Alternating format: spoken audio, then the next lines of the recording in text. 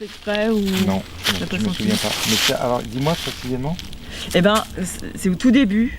Ouais. Je te mets la couverture. Ouais.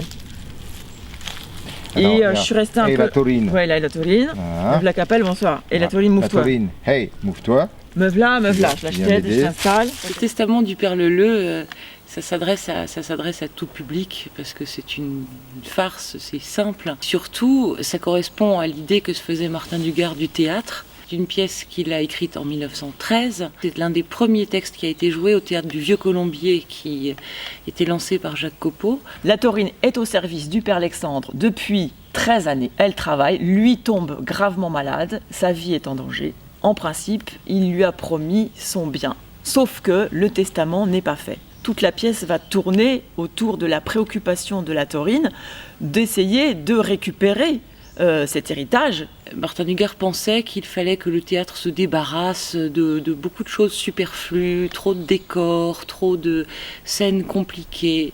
Là, dans le Père Leleu, il y a un fauteuil, une table, une chaise, et puis c'est tout. Ce Père Alexandre va casser sa pipe, il va falloir trouver une autre solution, et c'est là que va entrer en scène donc un deuxième personnage, le Père Leleu, qui est joué par le même acteur. On va comprendre qu'ils sont sans doute des demi-frères, ce qui explique qu'ils se ressemblent pas mal. La création au tertre, c'est un contexte un peu particulier, parce que ça a un sens très fort pour nous de jouer du Martin Dugard dans sa maison.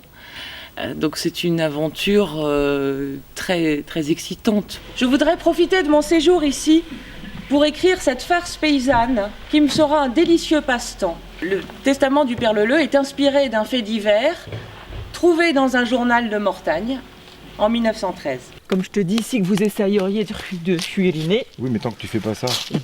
Il a écrit vraiment un D apostrophe H. De furiner. Cette langue qui est à la fois un peu étrangère, parce que c'est un patois. On les a en bouche, c'est bon à dire, c'est bon à ingérer, c'est bon à digérer. Et du coup, ça donne un mouvement qui est particulier. Dans nos gestes, dans le corps, dans tout est lié. C'est point de vue permis.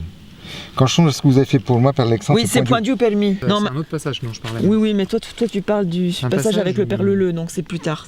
Là, pour l'instant, on était dans l'action. Ah oui, d'accord, ok. Même qu'il avait peut-être point si tort que ça, le vieux madré, quand il parlait de mes écus à venir. Et là, tu me balances par terre. Le public qui arrive pendant 1 minute, 2 minutes, voilà, il se met ça dans les oreilles.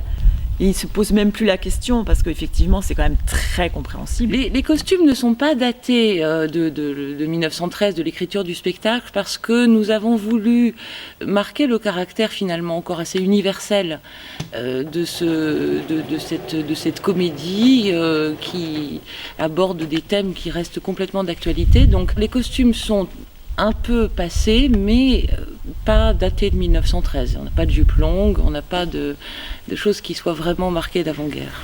Ok ? Yep, merci Béatrice. Les droits de la femme n'existent pas, elle est là, elle est corvéable, elle n'a même pas le droit à un petit bout de testament, justement. Il est dit dans le texte, elle se ventrouille avec les uns et les autres, et où est sa dignité, quoi. C'est même pas reconnu ni par le Père Alexandre, ni par le Père Leleu, et puis pas plus forcément par le notaire. Et même pas par elle-même, enfin, c'est-à-dire qu'on est dans une époque, dans un contexte, c'est universel, les choses évoluent, certes, on peut dire elles évoluent dans la forme, mais dans le fond. Une petite propriété rurale, sise, etc., composée primo d'un bâtiment servant d'habitation, secondo d'une écurie comprenant, si j'ai bonne mémoire, 2 locaux distincts et cloisonnés dont l'un faisant office de grange, tertio d'un hangar bûcher, le tout situé dans un enclos de... Bosselet. L'héritage, c'est aussi une question qui nous interroge encore de nos jours. Hein. C'est une escroquerie à l'héritage, et j'ai envie de dire une escroquerie à l'humain. C'est-à-dire que, une fois de plus, c'est Taurine qui est escroquée, en fait.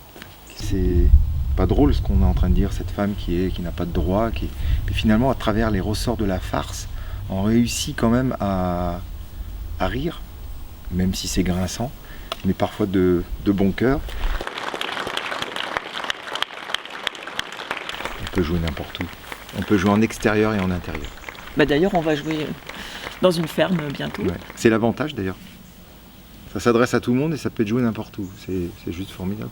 Jusqu'au bout, il y a quand même un petit suspense à savoir est-ce qu'elle va s'en sortir et comment. Mais ça, on le dira pas. Ça, on le dit pas, et ça, pour ça, il faut venir voir la pièce.